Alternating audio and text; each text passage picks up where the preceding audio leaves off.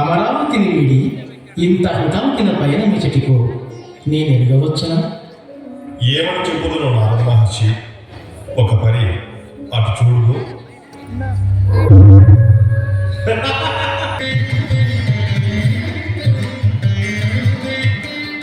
నారాయణ నారాయణ జననీ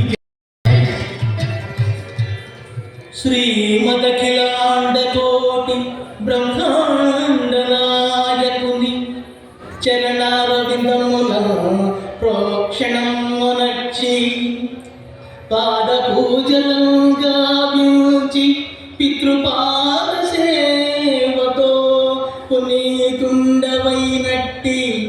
ముజ్జగమ్ముల నేలు జగన్నాథ పుత్ర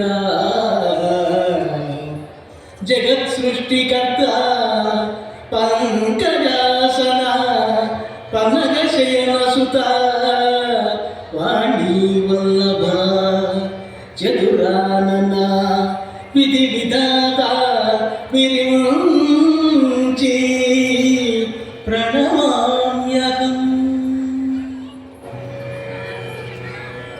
దేవేంద్రుల వారికి నా నమోవాకం. నారద, త్రిలోక సంచారి కదా, విశేషములేమైనా కలవా?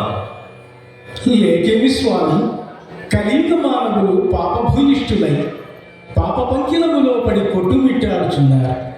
అంతేకాదు, రాను రాను అసురజాతి చెలరేగి దేవజాతి అంతరించునేమోనని ఆందోళనకరముగా ఉన్నది బ్రహ్మదేవ. కలియుగ ధర్మం కాబట్టి సహజమే కదా. ఎందుకనగా సకల చరాచర జీవకోటిని సృష్టించుట, ప్రాణము పోయుట మరియు సంచిత పాపకర్మల ప్రారంభమును బట్టి జీవుల నుదుట విధిగాతను లిఖించుట వరకు మాత్రమే నాకు అధికారం కలదు. అంతేగాని ఒకమారు లిఖించిన విధివ్రాతను సవరించుటకు గాని, ఉన్న వ్రాతను రద్దు చేసి మహోన్నతముగా తీర్చిదిద్దుటకు గాని నాకు ఏమాత్రమూ అధికారం లేదు. కాబట్టి లోకమందు శూన్యాజ్ఞ లేనిదే చీమైనా పుట్టదు.